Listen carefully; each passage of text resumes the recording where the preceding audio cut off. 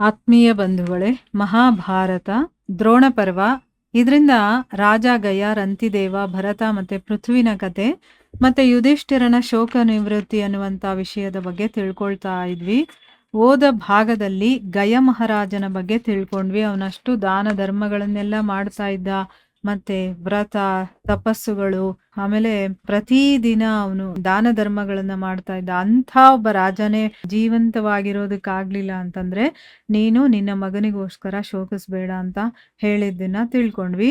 ಮುಂದುವರೆದು ಹೇಳ್ತಾರೆ, ನಾನು ಕೇಳಿದ್ದೀನಿ ಸಂಕೃತಿಯ ಮಗ ರಂತಿದೇವನು ಕೂಡ ಜೀವಂತವಿರಲಿಲ್ಲ, ಅಂದ್ರೆ ಅವನು ಸತ್ತ ಅಂತ. ಈಗ ಅವನೇನ್ ಮಾಡ್ತಾ ಇದ್ದ ಅಂತ ತಿಳ್ಕೊಳ್ಳೋಣ. ಅವನ ಅಡಿಗೆ ಮನೆಯಲ್ಲಿ 2,00,000 ಅಡಿಗೆಯವರು ಇದ್ರಂತೆ. ಅಂದ್ರೆ 2,00,000 ಅಡಿಗೆಯವರು ಅಂತಂದ್ರೆ ಇನ್ನೆಷ್ಟು ಅಡಿಗೆ ಮಾಡ್ತಾ ಇದ್ರು ಅವರು, ಮತ್ತೆ ಎಷ್ಟು ಅನ್ನದಾನ ನಡೀತಾ ಇತ್ತು ಅನ್ನೋದನ್ನ ನಾವು ತಿಳ್ಕೋಬೇಕು. ಆ ಅಡಿಗೆಯವರು ಇದ್ರಲ್ಲ, ಅವರು ಮನೆಗೆ ಬಂದ ಅತಿಥಿ ಬ್ರಾಹ್ಮಣರಿಗೆ ಸಿಹಿ, ಹಸಿ ಮತ್ತೆ ಬೇಯಿಸಿದಂತಹ ಅಡಿಗೆ ಮಾಡಿ ಬಡಿಸ್ತಾ ಇದ್ರು. ರಾಜ ರಂತಿದೇವ ಪ್ರತಿಯೊಬ್ಬರಿಗೂ ಕೂಡ ಸುವರ್ಣದ ಜೊತೆ 1,000 ಎತ್ತುಗಳನ್ನ ದಾನ ಮಾಡ್ತಾ ಇದ್ನಂತೆ. ಒಂದೊಂದು ಎತ್ತಿನ ಜೊತೆ 100 ಹಸುಗಳು ಇರ್ತಾ ಇದ್ವು. ಜೊತೆನಲ್ಲೇ 800 ಸ್ವರ್ಣ ಮುದ್ರೆಗಳನ್ನು ಕೂಡ ಕೊಡ್ತಾ ಇದ್ದ. ಇದರ ಜೊತೆ ಯಜ್ಞ ಮತ್ತೆ ಅಗ್ನಿಹೋತ್ರದ ಸಾಮಾನುಗಳು ಕೂಡ ಇರ್ತಾ ಇದ್ವು. ಈ ನಿಯಮವನ್ನ ಅವನು 100 ವರ್ಷಗಳ ತನಕ ನಡೆಸ್ತಾನೆ. ಅವನು ಋಷಿಗಳಿಗೆ ಏನೇನ್ ಕೊಡ್ತಾ ಇದ್ದ? ಕಮಂಡಲ, ಮಡಿಕೆಗಳು, ಪೆಟ್ಟಿಗೆಗಳು, ಹಾಸಿಗೆಗಳು, ಆಸನ, ಸವಾರಿ, ಮಹಲು, ಮನೆ, ವೃಕ್ಷ ಮತ್ತೆ ಅನ್ನ, ಧನ ಇದನ್ನೆಲ್ಲ ಕೊಡ್ತಾ ಇದ್ದ. ಈ ಎಲ್ಲಾ ವಸ್ತುಗಳು ಚಿನ್ನದ್ದೇ ಆಗಿರ್ತಾ ಇದ್ವು ಹೊರತು ಬೇರೆ ಲೋಹದ್ದಲ್ಲ. ಅಷ್ಟು ಸಾಹುಕಾರ ಅವನು ಅಂತ. ರಂತಿದೇವನ ಆ ಅಲೌಕಿಕ ಸಮೃದ್ಧಿಯನ್ನ ನೋಡಿ ಪುರಾಣವೇತ್ತರು ಈ ರೀತಿ ಅವನ ಯಶೋಗಾನವನ್ನ ಮಾಡ್ತಾ ಇದ್ರು. ಏನ್ ಹೇಳ್ತಾ ಇದ್ರು? ನಾವು ಕುಬೇರನ ಮನೆಗಳಲ್ಲೂ ಕೂಡ ರಂತಿದೇವನ ಹಾಗೆ ತುಂಬಿರುವಂತ ಭಂಡಾರವನ್ನ ನೋಡಿಲ್ಲ. ಹೀಗಿದ್ದ ಮೇಲೆ ಮನುಷ್ಯರ ಮನೆಗಳಲ್ಲಿ ಹೇಗಿರೋದಕ್ಕೆ ತಾನೇ ಸಾಧ್ಯ ಅಂತ ಹೇಳ್ತಾ ಇದ್ರು. ಅಂದ್ರೆ ಕುಬೇರ ಇಡೀ ಜಗತ್ತಿಗೆ ಅವನು ಸಾಹುಕಾರ ಅಂತ ಹೇಳ್ತಾರೆ.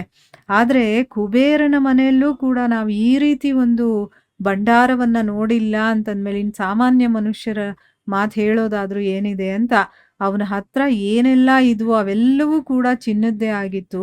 ಅದನ್ನೂ ಕೂಡ ಅವನು ಯಜ್ಞದಲ್ಲಿ ಬ್ರಾಹ್ಮಣರಿಗೆ ದಾನ ಮಾಡ್ಬಿಟ್ಟ. ಅವನು ಕೊಟ್ಟಂತ ಹವ್ಯ ಮತ್ತೆ ಪವ್ಯವನ್ನು ಕೂಡ ದೇವತೆಗಳು, ಪಿತೃಗಳು ಪ್ರತ್ಯಕ್ಷವಾಗಿ ಗ್ರಹಣ ಮಾಡ್ತಾ ಇದ್ರು. ಅಂದ್ರೆ ಈಗ ನಾವು ಏನಾದ್ರೂ ಪಿತೃಗಳಿಗೆ ಅವ್ರಿಗೇನಾದ್ರೂ ಸಮರ್ಪಣೆ ಮಾಡಿದ್ರೆ ನಾವು ಇಲ್ಲಿ ಮಾಡ್ತೀವಿ ಅಗ್ನಿಯ ಮೂಲಕ, ಅವರು ಅಪ್ರತ್ಯಕ್ಷವಾಗಿ ಅದನ್ನ ತಗೊಳ್ತಾರಲ್ವಾ. ಆದ್ರೆ ಅದನ್ನು ನಾವು ನಿಯಮದಿಂದ ಕ್ಲೀನಾಗಿ ಮಾಡ್ದಾಗ ತಗೊಳ್ತಾರ. ಅವರು ಏನೋ ಕಾಟಾಚಾರಕ್ಕೆ ಮಾಡಿದಾಗ ಅವರು ಅದನ್ನು ಸ್ವೀಕಾರ ಮಾಡೋದಿಲ್ಲ. ಆದ್ರೆ ದೇವತೆಗಳಿಗೆ ಸಮರ್ಪಣೆ ಮಾಡ್ತಾ ಇದ್ದಿದ್ದು, ಪಿತೃಗಳಿಗೆ ಕೊಡ್ತಾ ಇದ್ದಿದ್ದು ಎಲ್ಲವನ್ನ ಅವರು ಪ್ರತ್ಯಕ್ಷವಾಗಿ ಮುಂದೆ ಬಂದು ತಗೊಳ್ತಾ ಇದ್ರಂತೆ. ಮತ್ತೆ ಬ್ರಾಹ್ಮಣರ ಎಲ್ಲ ಕಾಮನೆಗಳು ಕೂಡ ಅವನ ಹತ್ರ ಹೋದ್ರೆ ಸಾಕು, ಅದು ಪೂರ್ತಿ ಆಗ್ತಾ ಇತ್ತು.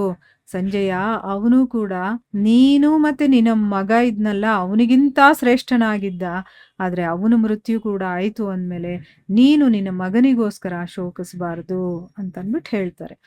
ಇನ್ನ ಮುಂದೆ ಹೇಳ್ತಾರೆ, ನಾನು ಕೇಳಿದ್ದೀನಿ ದುಷ್ಯಂತನ ಮಗ ಭರತ ಇದ್ದಾನಲ್ಲ, ಅವನೂ ಕೂಡ ಮೃತ್ಯುವನ್ನ ಪಡೆದಿದ್ದ. ಅಂದ್ರೆ ಭರತ ಮಹಾರಾಜ ಅವನು ಕೂಡ ಮೃತ್ಯುಗೆ ವಶನಾಗಿದ್ದ. ಏನು ಅಂದ್ರೆ ಭರತ ಕಾಡಲ್ಲಿದ್ದು ಬಾಲ್ಯದಲ್ಲೇ ಯಾವ ರೀತಿಯ ಪರಾಕ್ರಮವನ್ನೆಲ್ಲ ತೋರಿಸಿದ್ದ ಅಂತಂದ್ರೆ ಬೇರೆಯವರಿಗೆ ಅದು ಮಾಡೋದಕ್ಕೆ ಆಗ್ತಾ ಇರ್ಲಿಲ್ಲ. ತುಂಬಾ ಕಠಿಣವಾಗಿರ್ತಾ ಇತ್ತು. ಯಾವಾಗ ಅವನು ಮಗುವಾಗಿದ್ನೋ ದೊಡ್ಡ ದೊಡ್ಡ ಸಿಂಹಗಳನ್ನೇ ಕಟ್ ಹಾಕ್ಬಿಡ್ತಾ ಇದ್ನಂತೆ. ಮತ್ತ ಅವುಗಳನ್ನ ಎಳ್ಕೊಂಡು ಬರ್ತಾ ಇದ್ದ. ಮೊಸಳೆಗಳ ಹಲ್ಲನ್ನ ಕಿತ್ತು ಬಿಡ್ತಾ ಇದ್ದ. ಮತ್ತೆ ಓಡಾಡ್ತಾ ಇರುವಂತ ಆನೆಗಳ ಹಲ್ಲನ್ನು ಕೂಡ ಹಿಡಿದು, ಅಂದ್ರೆ ಆ ದಂತವನ್ನ ಹಿಡಿದು ಅವುಗಳನ್ನ ತನ್ನ ವಶಕ್ಕೆ ತರಿಸ್ಕೊಳ್ತಾ ಇದ್ನಂತೆ. ಅಷ್ಟು ಬಲಶಾಲಿ ಅವನು. 100 ಸಿಂಹಗಳನ್ನ ಒಂದೇ ಸರಿ ಹಿಡಿದು ಎಳಿತಾ ಇದ್ದ. ಅವನು ಎಲ್ಲ ಜೀವಿಗಳನ್ನು ಕೂಡ ಈ ರೀತಿ ದಮನ ಮಾಡ್ತಾ ಇರೋದನ್ನ ನೋಡಿ ಬ್ರಾಹ್ಮಣರು ಇವನ ಹೆಸರನ್ನ ಸರ್ವಧಮನ ಅಂತ ಇಡ್ತಾರೆ. ಈಗ ದುಷ್ಯಂತನ ಮಗ ಭರತನಿಗೆ ಸರ್ವಧಮನ ಅನ್ನುವಂತ ಹೆಸರು ಯಾಕೆ ಬಂತು ಅಂತಂದ್ರೆ, ಯಾವ ಜೀವಿಗಳಾದ್ರೂ ಆಗಿರ್ಬೋದು ಅವುಗಳನ್ನೆಲ್ಲ ನಿಗ್ರಹಣೆ ಮಾಡುವಷ್ಟು ಬಲ ಅವನಲ್ಲಿತ್ತು ಅನ್ನೋದು ಇದ್ರ ಅರ್ಥ.